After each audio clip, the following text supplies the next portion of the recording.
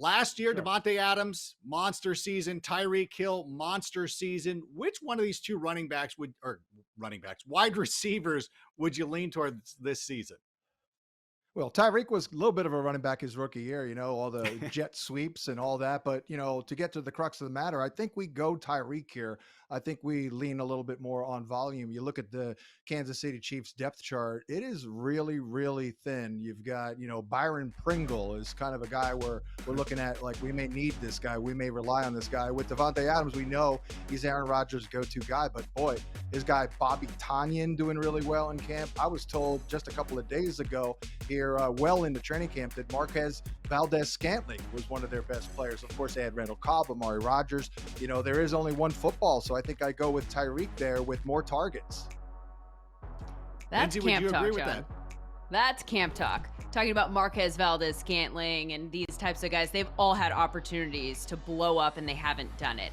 It's funny, I'm going with the exact opposite guy, but for most of the same types of reasons. This is, I guess, an example of how you can make numbers work in whatever situation you want to. I think Tyreek is outstanding. I would love to have a share of him on my fantasy football team, but if I have the choice between the two, I'm going Adams. I think he has more concentrated volume. Last year, it was an absurd 34% target share that he had. I don't expect that to dramatically change, despite what you just said about the people that are standing out in training camp. He was the number one scoring fantasy wideout in the league last year, despite missing 2.5 games. Only scored in single digits one time. He scored 30 plus 6 times. I want every bit of Devonta Adams if given the opportunity.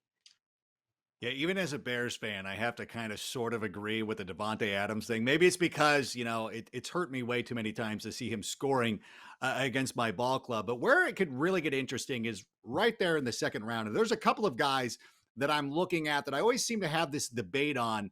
And so, Lindsay, I'll go back to you. If you have a choice between DK Metcalf or Justin Jefferson, which player are you going with? It's funny because I think that the argument is easy to make for DK, right? I'm going Justin, just to say that straight up, because I think that he has so much upside. I think that we could be talking about Justin Jefferson as maybe the best wide receiver in the league by the end of the year. I think he's going to catapult himself into that conversation because I think what we see from him in the talent department is just so incredible. The argument you could make for DK, though, he has a better quarterback. He has less competition for targets, right?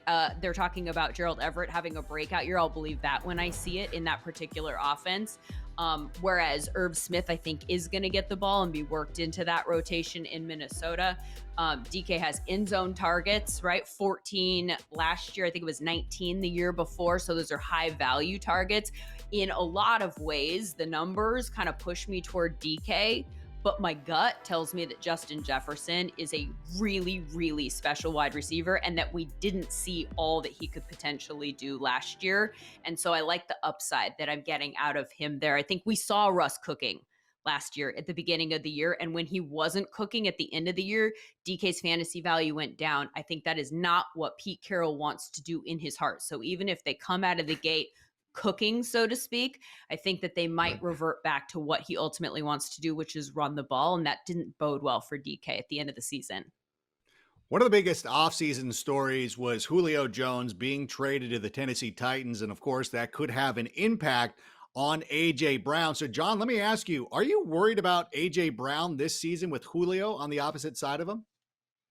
I'm actually not worried. His ADP didn't really adjust all that much. Keep in mind, as we know, they lost Jonnu Smith and Corey Davis. So the offense should be all about Julio Jones, of course, and A.J. Brown. And it all really obviously starts with Derrick Henry. I do, though, have a concern in general about the Tennessee Titans. They lose their offensive coordinator, Arthur Smith. I know the replacement was there last year. He was the tight ends coach, but I think Arthur Smith, we're going to learn soon, is pretty good, pretty creative guy and did a really nice job doing, the obvious, which is hand the ball off to Derrick Henry. But Derrick Henry is a concern to me as it relates to the whole team because Vegas and the people out there are only expecting them to win 9 games, and his splits in wins and losses is dramatic. When they lose, his fantasy production decreases by almost 50%.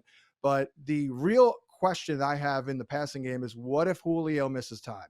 Because They are really, really thin a receiver. I'm just not sure that Ryan Tannehill can be as efficient throwing the football, working off of Derrick Henry, if it's just A.J. Brown, if Julio is out. If Julio is in, I think we're all good. We're right where we were with A.J. Brown before the acquisition of Julio. But if Julio goes down, I'm actually would be worried then about A.J. Brown.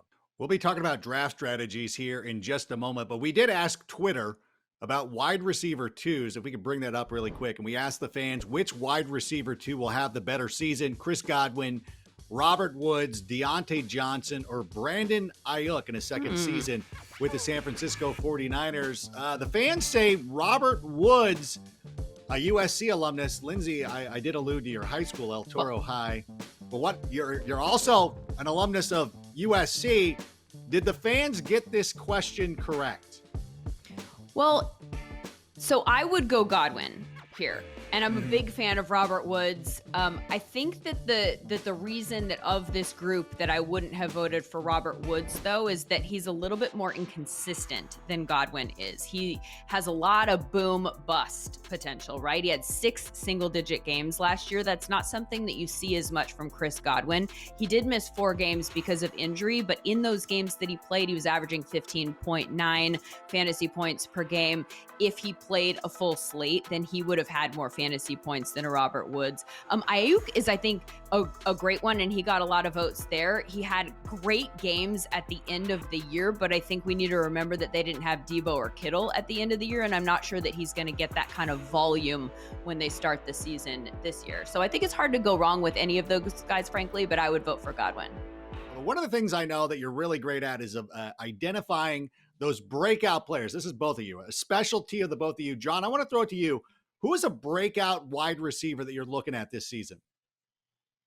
Jerry Jeudy. We start there, and boy, he is having a meteoric rise up the board this summer. As the closer we get to the season, it's like everyone's like, oh, wait a second.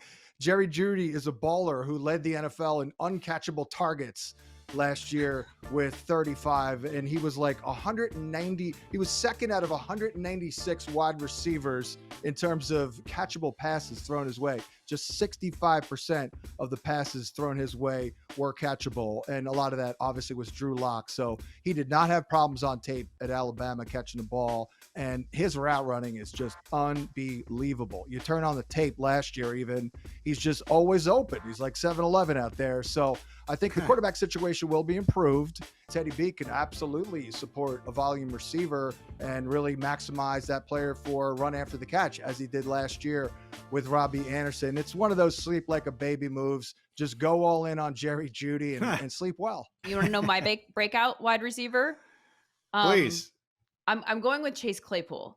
And I know we all the thing that I think is interesting about what's happening in Pittsburgh is that talking to reporters who are there and asking them who's the best wide receiver on this team, they're consistently saying Chase Claypool. But in your fantasy football ADPs and draft rankings, it goes Deontay Johnson and then Juju Smith-Schuster and then Chase Claypool. I think he's flying under the radar.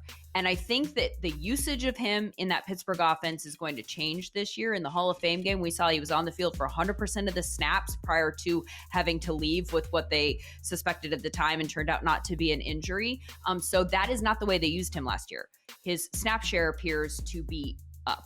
If the run game gets going also, which was a big problem for that offense, obviously last year, you're going to see less passing volume, but I think you're going to see more passing success. And I think that that bodes well for a guy like Chase, who has the speed and route running ability to make big plays in that kind of an offense. I think his draft position for the value that I think he will return is relatively low. And I think we're going to end up talking about him in a different tier of wide receiver by the end of the year. I agree with Lindsay. I'm in. And by the way, red zone beast. He's going to score double-digit touchdowns for sure in 2021. Yeah, sorry to cut you off there, John. Do you have one more for us, though? I see there's do. a guy that I would do. talk about, but I would feel like I'm too biased if I brought him up. So I'd rather you do it as the guru. Who is and this? then it's blessed. Yeah. No, this guy's going to hit. Mark the tape. You could old takes expose me out the yin yang. I don't care. I will sleep well tonight. Darnell will break out for your Adam Rank, your Chicago Bears. 61 grabs last year.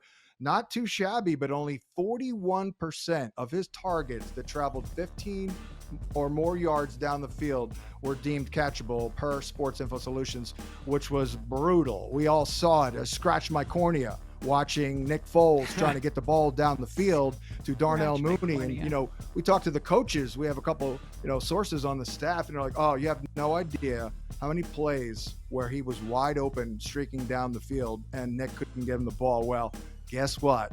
Your new guy, Justin Fields, outstanding deep ball location and ball placement. He will unleash Darnell Mooney here in U2. And by the way, your Bears need him. Other than the tight ends, A-Rob, who else we got here in Chicago? Maybe a little Riley Ridley, but that's about it. Oh, no. You got Justin He's dropping Fields. way You too got many balls. Justin Fields. Just do it all.